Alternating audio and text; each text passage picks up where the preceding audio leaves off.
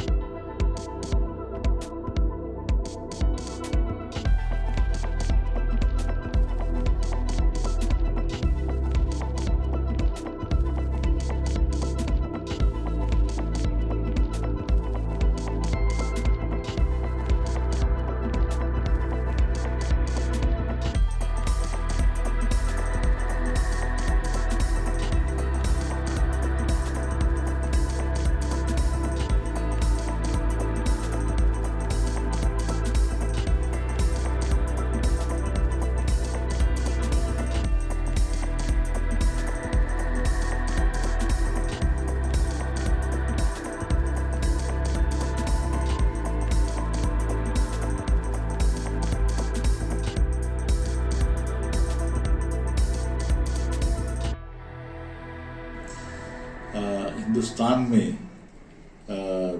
14ویں صدی، جیسے 12ویں صدی، 13ویں صدی، 14ویں صدی یہ بڑی اہم ہے، اس لیے کہ علاء الدین خلجی پہلا بادشاہ ہے. اس وقت یہ گورنر کے عہدے پر تھا. انہوں نے دکن کی طرف کوچ کرنا سوچا، اور یہاں پر اپنی جو ہے انفلوئنس یا خلجی سلطنت کے پھیلاؤ کے لیے یہ دکن کی طرف پہلی مرتبہ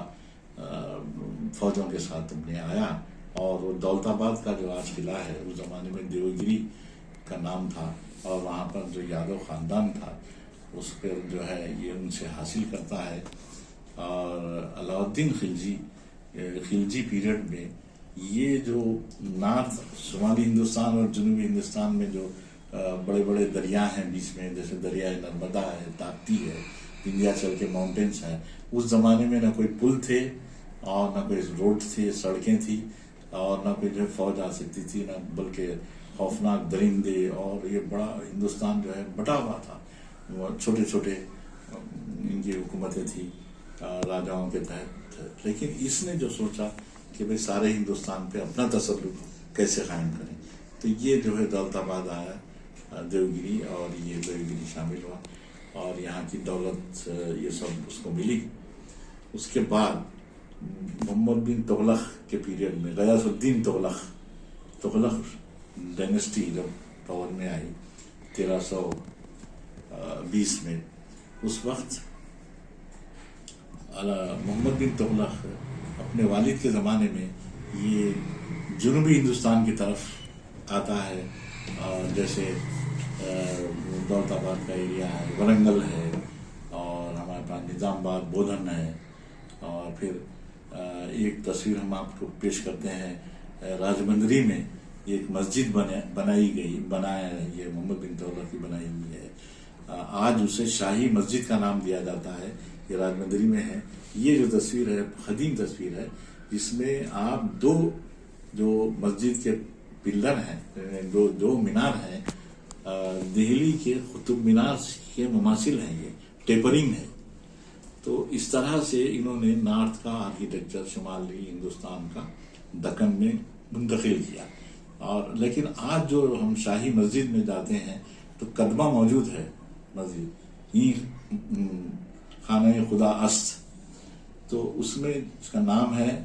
اور فارسی کتبہ آج بھی موجود ہے، لیکن مسجد کی شکل اور اس کا احاطہ وغیرہ کچھ تبدیل ہو گیا ہے، اس طرح کی مسجد نہیں ہے، لیکن یہ بڑی نایاب فوٹو ہے،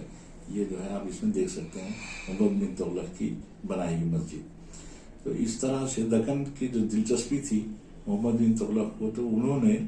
دہلی سے یہ کیپٹل یعنی پائے تخت جو ہے دولت آباد منتقل کیا۔ انہوں نے یہ سمجھا کہ جنوب اور شمال کے بیچ وسطی جو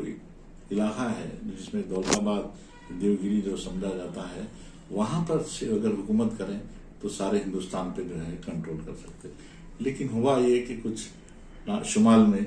کچھ یہ حالات ہوئے کہ یہ فوجوں کو مارچ نہیں کر سکے، بدامنی وغیرہ ایسی پیدا ہوئی کہ پھر کچھ برس کے بعد جو ہے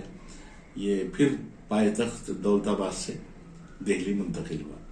لیکن کچھ امیران صدا جو ان کے جنرل سے محمد بن تغلق کے، وہ جو دکن پر تسلط کے لیے جو انہوں نے مقرر کیے تھے، انہوں نے جو ہے محمد بن تغلق سے، تغلق خاندان سے آزادی حاصل، ایک اپنی سلطنت جو ہے یہ بنائی۔ یہ سلطنت ہے بہمنی سلطنت کہلاتی ہے۔ پہلے اس کا جو پائے تخت تھا، کیپٹل تھا، یہ دولت آباد کا قلعہ تھا، اور اس کو بڑا اچھے ترتیب سے کیا۔ لیکن 2-3 سال کے بعد انہوں نے سوچا کہ تغلقوں کی جو پاور ہے، جو فوج ہے، یہ کبھی بھی جو ہے ان پر حاوی ہو سکتے ہیں دولت آباد پہ، تو انہوں نے وہ کیپٹل اپنا گلبرگہ، ایک سیف پلیس ہے دکن میں، تو وہ گلبرگہ منتقل کیا۔ اب گلبرگہ آنے کے بعد وہاں پر قلعے کی تعمیر ہوئی، اور بڑی عالی شان مسجد قلعے میں ہے، وہ تعمیر ہوئی۔ اور پھر آج ہم جب دیکھتے ہیں گنبدیں، علاء الدین حسن گنگو بہمنی اور محمد شاہ اور فیروز شاہ، یہ تمام 7 گنبد کا ایک علاقہ ہے، وہاں پر ایک تغلقین آرکیٹیکچر کو یہ بہمنیوں نے استعمال کیا۔ یہ ٹیپرنگ والس ہیں اور چپٹے گنبد ہیں، اور اس طرح سے جو ہے تغلق حکومت نہیں کرتے ہوئے بھی شمال کا آرکیٹیکچر جو ہے گلبرگہ میں منتقل کیا۔ لیکن 75 سال حکومت کرنے کے بعد یہ اچھی سے اچھی جگہ کی تلاش رہتی تھی، تو احمد شاہ ولی بہمنی کا جب دور شروع ہوتا ہے 1425 میں، تو یہ جو ہے اپنا پائے تخت 1425 میں ادھر منتقل ہوتا ہے، بیدر۔ وہ سمجھتا ہے کہ بہمنی حکومت کا مرکزی مقام بیدر ہونا چاہیے، اس لیے کہ یہاں سے تلنگانہ قریب ہے، مراٹھواڑہ قریب ہے، مہاراشٹرا اور پھر کرناٹک کا ایریا، اور یہ بڑا اونچا مقام ہے اور بڑا صحت افزا مقام ہے۔ تو انہوں نے جو ہے بیدر کا سلیکشن کیا، اور یہ بیدر پر حکومت کی۔ 200 سال جملہ بہمنیوں کی حکومت رہی ہے، اور ان کے بڑے شاندار کارنامے رہے ہیں۔ زراعت میں ان کا بڑا کارنامہ ہے، اور سی پاور، ان کی جو حکومت تھی سمندر سے سمندر تک، بحیر عرب سے خلیج بنگال تک، تو کچھ سی پورٹس بھی جو ہے یہ بنوائے، اور گوا کی طرف بھی جو ہے یہ کچھ رول کیے ہیں۔ اور اس طرح بہمنی، آج ہم جو ان کے یہ یادگاریں دیکھتے ہیں، تاریخی یادگاریں، تو اس میں انفرادیت ہے، اور جو مغل آرکیٹیکچر ہے، جو باقا ہے،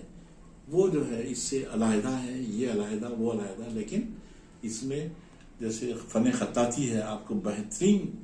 فن خطاطی بیدر میں مل جائے گی، اور ٹائل ورک ہے، رنگین کام جو ہے گنبدوں کے اندر ہے، اشٹور کے جو مقبرے ہیں بہمنی بادشاہوں کے، وہ بڑے دیکھنے کے ہیں۔ اس میں جو ہے انفرادیت ہے، اس کا جو طرز تعمیر ہے، ان کا اپنا بنایا ہوا ہے، کسی کی نقل نہیں ہے یہ. تو اس طرح سے جو ہے یہ 75 سال میں، اور ان کی حکومت ہوئی جو پوری 250 سال، اس میں سب سے شاندار کارنامہ محمود گاما جو وزیر تھے، وزیر اعظم، ان کا ایک مدرسہ آج بھی باقی ہے، محمود گاما کا مدرسہ، جس کے مینار گاؤدم شکل کا مینار، اور اس پہ جو ہے اس کا ٹائل ورک اور اس کی جو فن خطا، ایسا معلوم ہوتا ہے کہ وسط ایشیا سے یا ایران سے جو ہے وہ عمارت کو لا کر یہاں اس کے 2 مینار ہوا کرتے تھے، لیکن ایک مینار عالمگیر کے دور میں جو ہے بجلی کے صدمے سے ختم ہو گیا وہ، لیکن ایک مینار بچا ہوا ہے. اور وہ بڑی بڑی کمانیں یہاں پر طلباء کے لیے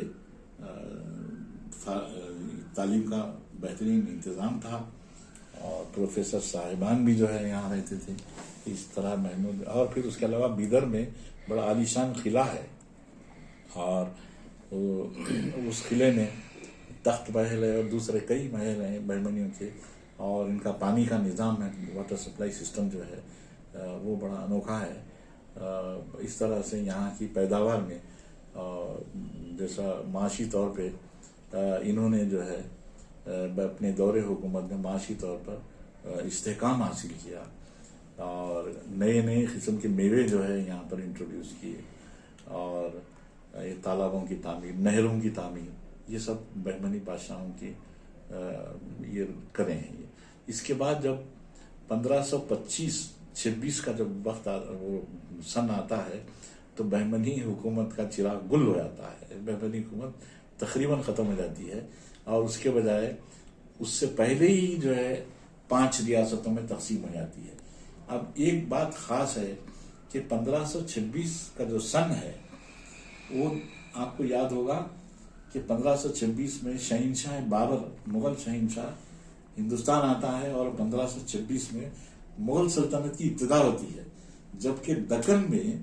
یہ سلطنت، بہمنیوں کی سلطنت جو ہے وہ ختم ہو گئی ہے 1526 میں، لیکن مغلوں کی جو ہے یعنی سورج شمالی ہند میں 1526 سے شروع ہوتا ہے، اور وہ 1857 تک رہتا ہے، وہ علیحدہ باب ہے. تو یہ ایک اتفاقی بات ہے کہ بہمنی حکومت کا خاتمہ اور مغل حکومت کا قیام ہندوستان میں تقریباً ایک ساتھ ہے. اور یہ جو ہے بہمنی حکومت جو ختم ہوتی ہے یہ 5 ریاستوں میں تقسیم ہوتی ہے. سب سے پہلے عادل شاہی ہے جو بیجاپور ان کا ہیڈ کوارٹر تھا، اور اس کے بعد نظام شاہی ہیں، احمد نگر کے ہیں،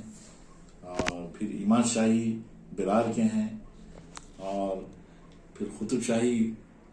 گولکنڈے کے ہیں، اور آخری میں جو ہے بیدر کے بریش شاہی. حکومت سلطنت تھی بہمنی سلطنت کے حدود میں قائم ہوئی، اور ان کا بھی بڑا کارنامہ رہا ہے کہ ان کی بنائی ہوئی عمارتیں، یہ نئے نئے شہر، جیسے قطب شاہیوں کا بسایا ہوا حیدرآباد شہر، یا ان کا بنایا ہوا قلعہ گولکنڈہ، یا جو ہے بیجاپور کا قلعہ عادل شاہیوں کا بنا ہوا، یا گول گنبد، دنیا کی سب سے بڑی گنبد جو ہے گول گنبد بیجاپور میں ہے. پھر ایسے ایسے پیلیسز ہیں وہاں پر جو حیدرآباد میں نہیں ہیں اتفاق سے، لیکن وہ جو ہے آپ کو بیجاپور میں پیلیسز ملیں گے. اور ان کی حکومت بھی جو ہے بہت پاورفل اور عوام سے قریب حکومت، یعنی عوام کے دلوں کو جیتنے والی حکومت تھی یہ. اب آپ دیکھیں گے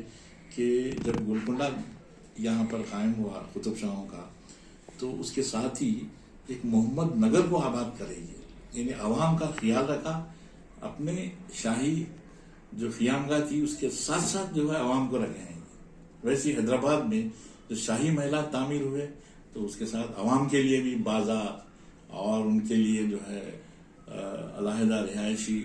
علاقے، یہ سب جو ہے یہ لوگ خیال رکھتے تھے. تو 5 جو یہ ریاستیں تھیں، ہر ایک کا علیحدہ تفصیلی طور پر اگر ہم جائزہ لیں تو کافی جو ہے نئی نئی چیزیں سامنے آئیں گی. جیسے حیدرآباد کی اگر مثال لیں، گولکنڈہ اور چار مینار کی، تو چار مینار قطب شاہوں نے ایسے تعمیر کیا جس کی اپنی مثال آپ ہے. ساری دنیا میں ایسی عمارت نہیں ہے جو یہ قطب شاہوں نے جو ہے بنائی ہے. اسی گولکنڈے کا قلعہ ہے. اور آپ کو گولکنڈے کے ہیرے مشہور ہیں، انہی کے دور میں ہیرے بھی نکلے ہیں. تو وہ ہیرے بھی جو مشہور ہو ہیرا کوہ نور ہے وہ یہیں کا ہے. اور نہ صرف ہیرے ہیں بلکہ زراعت میں بڑا اونچا مقام حاصل کیا قطب شاہوں نے، اور پانی کے بڑے بڑے تالاب انہوں نے بنائے اور عوام کے لیے جو ہے کافی سہولتیں پیدا کی. تو اس طرح ان کی حکومتیں جو ہے 1687 تک رہیں، لیکن صرف 2 حکومتیں 1687 تک رہیں. نظام شاہی اور برار بری شاہی یہ ختم ہو چکی تھی، لیکن جو حکومت عادل شاہی اور قطب شاہی 1687 تک تھے. مغل شہنشاہ اورنگزیب انہوں نے ہندوستان کے ایک ساؤتھ کی طرف جو ہے جب مارچ کیا، یعنی یونیفیکیشن پروگرام کے تحت، تو ان 2 سلطنتوں کو وہ جو ہے اپنے مغل سلطنت کا حصہ بنا دیے. اور اس کے بعد جو ہے پھر 40 سال تک نظام مغلوں کی حکومت رہی اس ایریے پر. اس کے بعد آصف جاہی حکومت، نظام کی حکومت قائم ہوتی جو آصف جاہی ڈائنسٹی جن کے نظام ہیں. تو ایک اتفاق سے جو بہمنی سلطنت کے جو حصے تھے جو 5، جس میں برار آتا ہے اور اورنگ آباد کا ایریا آتا ہے، پھر بیجاپور کے جو حصے ہیں وہ آتے ہیں، گولکنڈہ آتا ہے اور بیدر آتا ہے. ان تمام پر بہمنی کے جو 5 ریاستیں تھیں، نظام یعنی آصف جاہوں نے اپنا اقتدار حاصل کیا. اور جیسے برار کے بارے میں بتاؤں، برار پر ڈائریکٹ حکومت آخری میں تو نہیں کر رہی ہے، لیکن ہمارے پاس پرنس آف برار جو شہزادہ ولی عہد تھے، پرنس اعظم جاہ، نواب اعظم جاہ، ان کو جو ہے پرنس آف برار کا خطاب دیا گیا، اور ان کی مسز تورے شہوار کو پرنسس آف برار کا خطاب دیا گیا. حالانکہ برار جو ہے انگریزوں کے تحت انگریز حکومت کر رہے تھے، لیکن اس کا اونرشپ جو ہے نظام کے تحت تھی. اور اسی طرح جو اورنگ آباد کا علاقہ ہے اور یہاں پر نظام شاہی حکومت تھی، وہ بھی جو ہے نظام کے تحت تھا. اور تیسرے یہ عادل شاہوں کی جو حکومت تھی، بیجاپور تو آخری میں نہیں رہا، بیجاپور وہ انگریزوں کے تحت چلا گیا، لیکن اس کے جو متصل علاقے ہیں وہ نظام کے تحت رہ گئے. اور پھر اس کے بعد تلنگانہ کا جو ایریا جس پر قطب شاہوں نے حکومت کی وہ نظام کے تحت تھا، اور بیدر سے ایک ضلع بن گیا تھا. بیدری حکومت جو تھی یہ بری شاہوں کی بن گئی. تو اس طرح ایک عجیب اتفاق ہے کہ بہمنی سلطنت نے جو کارنامہ انجام دیا تھا اپنی حکومت قائم کر کے، وہ آخری تک جو ہے نواب میر عثمان علی خان کے دور تک وہ حصے برقرار رہے، اور جسے پرنس آف برار اور پرنسس آف برار بھی جو ہے آج ہم یاد کرتے ہیں.